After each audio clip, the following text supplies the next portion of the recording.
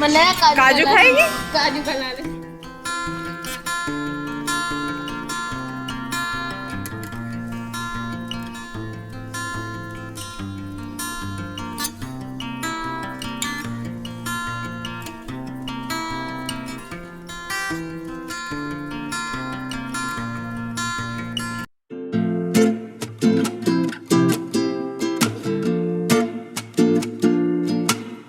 Hello everyone, welcome back to my channel. आप सभी को राधे राधे। कैसे हो आप सब? आशा है कि आप सभी बहुत अच्छे होंगे और एक बार फिर से वेलकम है आपका न्यू ब्लॉग में। तो जी ये शाम का टाइम है और शाम की मेरी हो रही है पूजा।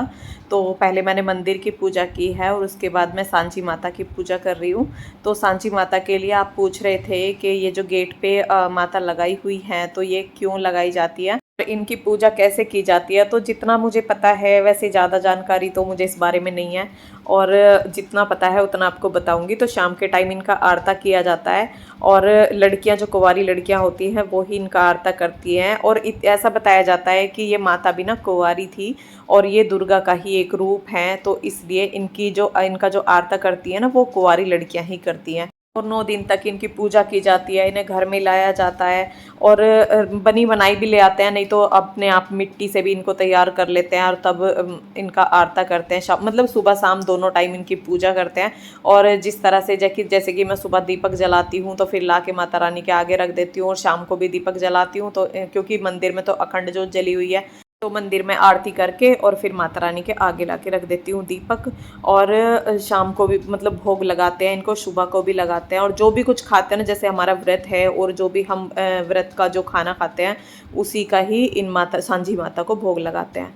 और दशहरा वाले दिन सुबह सांची माता की जो विदाई होती है वो आपको व्लॉग में आप देखना किस तरह से हम माता रानी की विदाई करते हैं। नमस्ते बेटा, नमस्ते। चलाएंगी? पीछे चलाना है बेटा। आज तो बहुत बोल रही है, कल तो नहीं बोल रही थी। कौन सा बंद कर देगी? कहाँ से? घर पे नहीं चलता वो। पहले माता रानी का आता तो कर लो। चलो करो।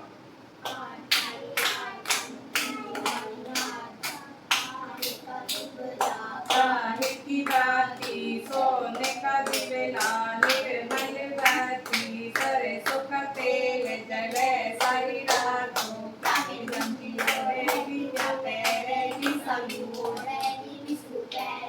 सेगी ले मुसलजन खावेगी गोरी गोरा भैया गोरा। लाए सोले मुठी चावल लाए, भराटी बारा में ना लाए, नोट का पल्ले में लाए। जय माता दी, जय माता दी। उतर रही ना है वो मिट्टू? क्या कर रहा है मेरे चुन्ना? मनाया काजू खाएगी? काजू का लालच दे दिया। काजू खाएगी? उतरो तो। जी आरता करके लड़कियां चली गई हैं और अब रह गया है मेरा व्रत खोलना। पूजा का काम हो गया है सारा। अभी मेरा मतलब जो व्रत का खाना होता है ना वो मैंने नहीं खाया है। वैसे बना तो लिया है मैंने, लौकी की सब्ज़ी बनाई है और अब मैं रोटियां बनाऊंगी कुट्टू की। कौन है मम्मी? कौन सी मम्मी? पिंकी। पिंकी। पूनम। पूनम। पिंकी नहीं, पूनम। पूनम। पूनम। मम्मी। मम्मी। क्या खाएगी मेरा बेटा? काजू। काजू। कैसे खाओगे? न्यू खा लोगे? अच्छे लगते हैं आपको काजू? मुझे करो पहले मम्मी को प्यारी सी। Thank you. इतनी प्यारी, मतलब इतनी प्यारी प्यारी। बोलो हेलो गाइस। Hello guys. कैसे हो? कैसे हो? मैं अच्छी हूँ। मैं अच्छी हूँ। मैं अब काजू खाऊंगी। मैं काजू खाऊंगी। ये मिट्ठू रुक गई है मेरे पास और लड़कियां चली गई हैं। और दो मिट्ठू की ही ना बड़ी बहनें हैं और वो चली गई हैं। लेकिन इसे ना काजू का बहुत लालच रहता है और ये काजू बहुत ही ज़्यादा पसंद करके खाती है। तो जैसे मैं इसे दे देती हूँ तो ये आते ही ना मेरे पास यही बोलती है मम्मी काजू दे दो। तो आप वो पूछ रहे थे कि मिट्ठू कौन है, तो मिट्ठू जैसे कि जो हमारे चाचा हैं ना, साइड में जो हमारे चाचा हैं, पापा के जो भैया हैं छोटे वाले, तो उनकी ये पोती है सबसे छोटी। तो ये ज़्यादातर ना हमारे पास रहती है। और ये सारी बहनें ही मतलब हमारे पास बहुत ज़्यादा रही हैं। वे तो अब थोड़ा सा बड़ी हो गई हैं, स्कूल जाने लगी हैं, ट्यूशन जाने लगी हैं, तो उन्हें इतना टाइम नहीं मिलता है। और मिट्ठू तो अक्सर ज़्यादातर आप देखते ही हैं मेरे पास रहती है। और जो हमारे घर में है ना, वो हमारे घर में बेटी नहीं है। हम मेरे भी 2 बेटे हैं, मेरी देवरानी के भी 2 बेटे हैं, लेकिन ये जो है ना, इनसे हमें बेटी की कमी महसूस नहीं होती। ये अक्सर हमारे पास रहती हैं। तो यहाँ पे मैंने अपना व्रत का खाना बना लिया है और खाने में मैंने लौकी की सब्जी और कुट्टू का आटा था और सिंगाड़े का आटा था, दोनों को थोड़ा थोड़ा मिला के, और वो उसकी मैंने 2 रोटियां बनाई हैं और माता रानी को पहले भोग लगाया है। जो कि मैं खाती हूँ ना, उसका सांची माता को भोग लगाती हूँ। घर में ना मेरा ही व्रत है और अब 9 दिन तक कोई लहसुन प्याज कुछ भी घर में नहीं बनेगा। मैं इन 9 दिन के व्रत में लौकी की सब्जी, तोरी की सब्जी और कुट्टू और सिंगाड़े का आटा मिला के 2 रोटी बना लेती हूँ और इसे ही खाती हूँ। तो अगर हम खाली कुट्टू की रोटी बना के खाते हैं तो वो थोड़ा नुकसान देती है, सिंगाड़े का आटा मिला लेते हैं ना तो वो नुकसान नहीं देती है। तो इस तरह से ही मैं खाती हूँ। और कोई कचौरी, कोई पकौड़ी कुट्टू की मैं नहीं खाती। और वो हमें ना बहुत नुकसान, एक तो हमारा व्रत है और ऊपर से हम तला भुना खा रहे हैं, तो वो भी हमें नुकसान देता है। तो इसलिए व्रत में जितना भी हो सके ना सिंपल खाना खाओ। और मैं तो ज़्यादातर देखती हूँ कि किसी के पकौड़ी बन रही है, किसी की कचौड़ी बन रही है, तो वो ये तला हुआ खाना ना ठीक नहीं है। ये हमें कहीं ना नुकसान देता है। अभी फ़िलहाल में तो पता नहीं चलता है, लेकिन धीरे धीरे आगे चल के इन चीज़ों का पता चलता है। और हम ना इसीलिए अपने आप को फिट नहीं रख पाते, क्योंकि हमें एकदम से तो किसी चीज़ का पता नहीं चलता है। आज हम खा रहे हैं, हर चीज़ हम खा रहे हैं, लेकिन धीरे धीरे जब उनका असर हम पे होने लगता है ना, फैट बढ़ने लगता है, बीमारियां बढ़ने लगती हैं, तब हमें पता चलता है कि उन चीज़ों ने हमें कितना नुकसान दिया है। एकदम से किसी चीज़ का असर नहीं होता हम पे, धीरे धीरे होता है और तब हमें पता चलता है। और एक हमारा रूटीन ऐसा होता जा रहा है, शाम का खाना खाया या तो मोबाइल देखने लग गए, टीवी देखने लग गए या बेड पे लेट गए। तो क्या ये सब हमारे फिट रहने के लिए ठीक है? फिट रहने के लिए कम से कम शाम का खाना खा के ना 1000 कदम चलना होता है। 1000 नहीं तो कम से कम 500 कदम तो चल ही सकते हैं। और अगर आपको मोबाइल ही देखना है तो चलते चलते भी देख सकते हैं।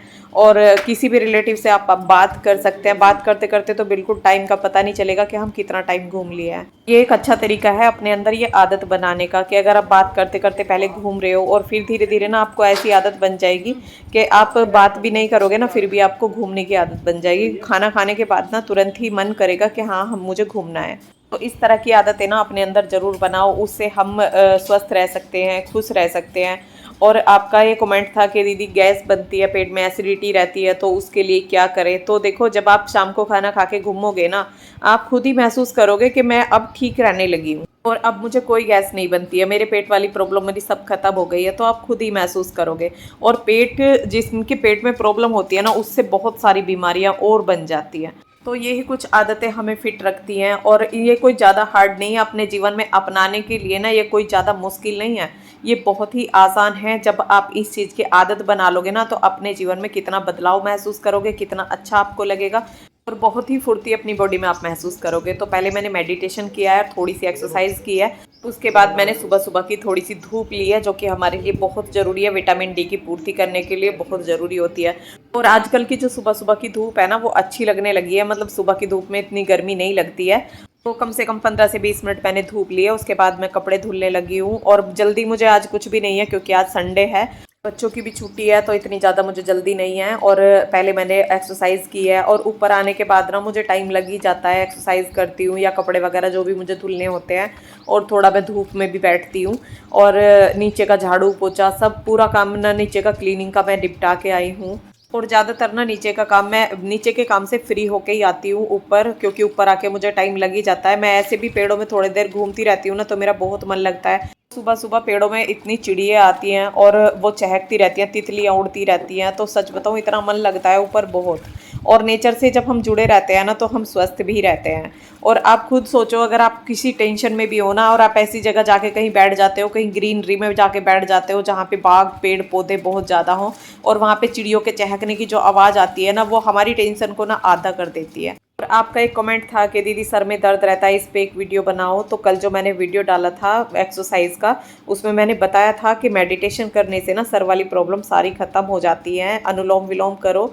और सर का दर्द क्यों होता है? जैसे कि अगर हमें नींद नहीं आई है तब सर में दर्द होता है, कोई टेंशन होती है तब सर में दर्द होता है, तो आप मेडिटेशन करो, मेडिटेशन करने से और अनुलोम विलोम करने से सर वाली जो भी प्रॉब्लम होती है ना वो ख़त्म हो जाती हैं, क्योंकि हमारी नसों को पावर मिलती है और वो चीज़ें ख़त्म होती चली जाती हैं धीरे धीरे। ये नहीं कि आज हमने मेडिटेशन किया तो आज ही वो चीज़ें ख़त्म हो जाए। जितना टाइम उन्हें होने में लगा है उससे कहीं ज़्यादा टाइम ना बीमारी को ख़त्म होने में लगता है। तो इसलिए आप रोज मेडिटेशन करो, अनुलोम विलोम करो। रात में अगर नींद नहीं आ रही है, रात में लेटे लेटे आप अनुलोम विलोम कर सकते हैं, मेडिटेशन भी लेटे लेटे भी कर सकते हैं। तो उससे बहुत गहरी नींद आएगी और सर को आराम मिलेगा, तो सर का दर्द तो अपने आप ही खत्म हो जाएगा। यहाँ पे अब मैं नीचे आ गई हूँ, तो नीचे आके मैं नहाई हूँ, कपड़े धुल के मैं सारे सुखा के आ गई हूँ, पोछे धुलने के लिए डाल के आई हूँ। इतने मैं यहाँ पे अपना पूजा का और जो नीचे का काम करूँगी, इतने मेरे पोछे धुलते रहेंगे और उसके बाद में पोछों को निकाल के ना बाहर सुखा के आऊँगी धूप में। और जो बाकी के कपड़े हैं ना वो मैंने अंदर ही सुखाए हैं, तो अंदर सुखाने से ना कपड़ों का कलर भी ख़राब नहीं होता है, और सारे कपड़े मैंने अंदर ही सुखाए हैं।